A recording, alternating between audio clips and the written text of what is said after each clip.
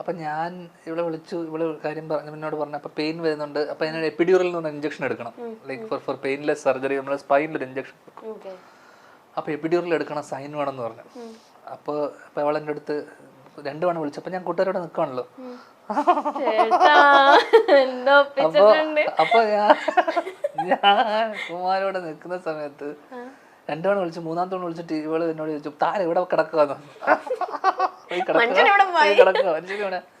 ഞാൻ പറഞ്ഞ് അപ്പൊ എനിക്ക് ഭയങ്കര ഇത് മര്യാദ, എന്റെ അവരൊക്കെ എന്നെ കാണാൻ വേണ്ടി വന്നിരിക്കല്ലേ, അല്ല അത് മോശമല്ലേ. അവരെ ഒരു മര്യാദ വേണം. ഇത് ഇവിടെ അവരൊക്കെ എനിക്ക് വേണ്ടി കാണാൻ വന്നില്ല.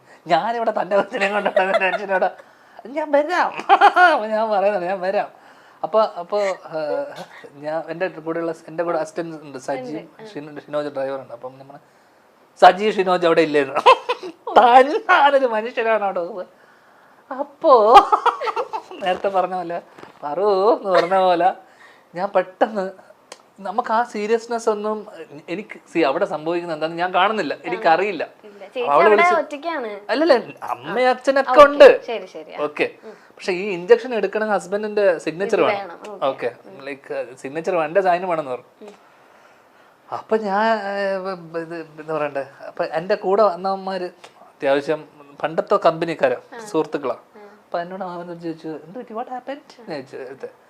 No wife is, oh congratulations എന്ന് പറഞ്ഞു. ഞാൻ പറഞ്ഞ പ്രഗ്നന്റ് അല്ല, കൺസീവ് ചെയ്യാൻ. Wow congratulations.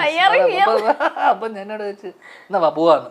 ഞാൻ പറഞ്ഞു, ഇങ്ങനെ അടിച്ചിട്ടുള്ളത് ഈ സമയത്ത് പോണ്ട, നീ വരണ്ട. അലവലാദികളായ സുഹൃത്തുക്കളാണ് എന്റെ. ഞാൻ പോയിട്ട് വരാമെന്ന് പറഞ്ഞു. അങ്ങനെ ഞാൻ പോയി. ആക്ച്വലി ഞാൻ പോയി വരുന്നതും പോകുന്നതും നേരെ കയറി നമുക്ക് കാണാലോ, പോകുന്നതും കയറുന്നതും കുഞ്ഞിനെ അടുത്ത് തന്നെ ടൈമിംഗ് എന്നൊക്കെ പറഞ്ഞാൽ അതാണ് ടൈമിംഗ്. കറക്റ്റ് ടൈമിനാണ് ഞാൻ എത്തുന്നതും, അതാണ് ഐശ്വര്യം എന്നൊക്കെ പറഞ്ഞത്. സാർ കൊണ്ടുപോയി പെയിൻ ഇൻഡ്യൂസ് ചെയ്യാൻ മരുന്നൊക്കെ കൊടുത്തു, ഓക്കെ. അപ്പോ അല്ല, പക്ഷെ അതിന് എനിക്ക് യാതൊരു പ്രശ്നമില്ല.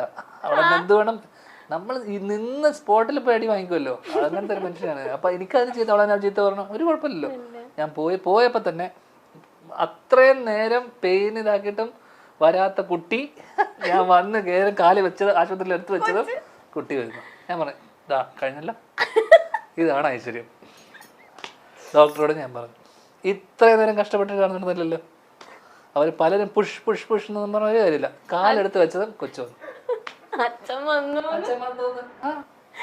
അതാണ്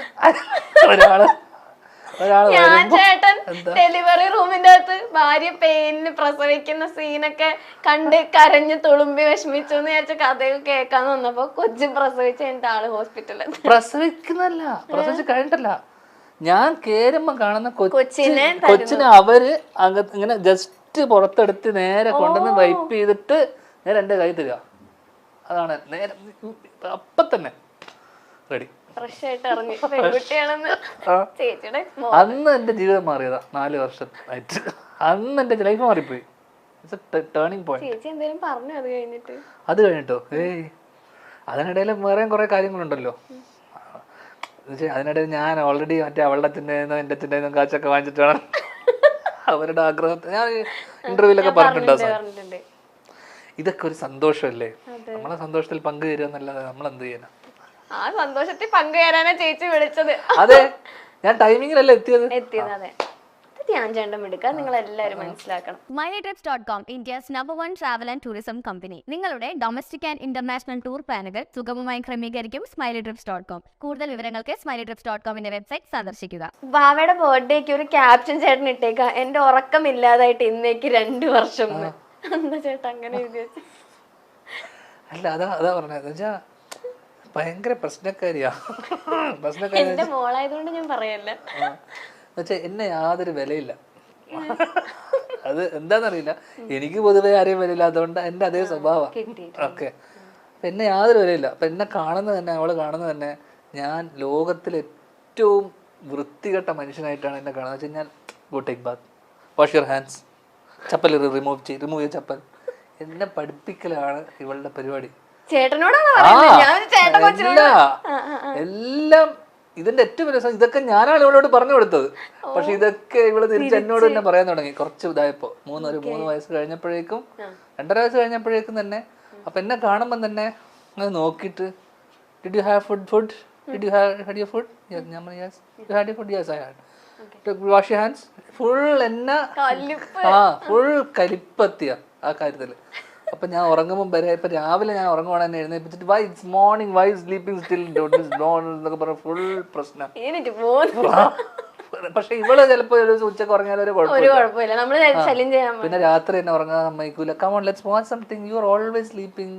ഫുൾ പ്രശ്നം. അതുകൊണ്ട് ഞാൻ അത് സ്നേഹമില്ലാത്തോണ്ടല്ല ചേട്ടാ, അച്ഛനോടുള്ള സ്നേഹം ഇല്ലാന്ന് ഞാൻ ഒരിക്കലും പറഞ്ഞില്ലല്ലോ. പ്രശ്നക്കാരിയാന്നല്ലേ ഞാൻ പറഞ്ഞോളൂ. ഭയങ്കര സ്നേഹ ഞാൻ ഉണ്ടെങ്കിൽ പിന്നെ എന്റെ കാര്യങ്ങൾ. കാരണം ഞാൻ ഒരു ഉത്തരവാദിത്വം ഇല്ലാത്ത ഒരുത്തനാന്നുള്ള ഒരു ഫീലിംഗ് അവൾക്ക് 2-2.5 വയസ്സ് തന്നെ അവൾക്ക് മനസ്സിലാക്കി. അതുകൊണ്ട് തന്നെ എന്നെ അച്ചടക്കം പഠിപ്പിക്കുക എന്നുള്ളതാണ് അവളുടെ ലക്ഷ്യം പോലെയാണ് അവള് എന്നോട് പെരുമാറുന്നത്. ഇപ്പഴേ അച്ഛനെ ഒന്ന് പിടിക്കണം. എന്നോട് ഇന്നലെ വന്നിട്ട് എന്നോട് പറഞ്ഞു look at you are so fat. Look at your tummy. What is this? You are so fat.